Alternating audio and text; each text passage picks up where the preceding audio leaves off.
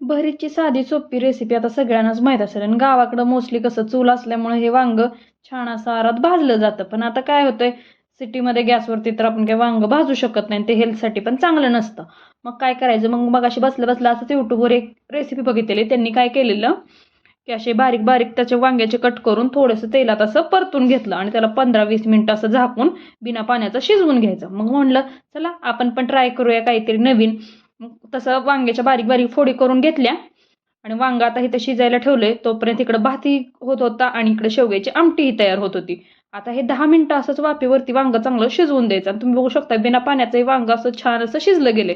आता ते गरम असतानाच थोडंसं असं बारीक करून घेतलं आणि त्यातल्या ज्या एक्स्ट्राच्या वांग्याच्या साली होत्या त्या काढून टाकल्या आणि छान असं वांग करून घेतलं.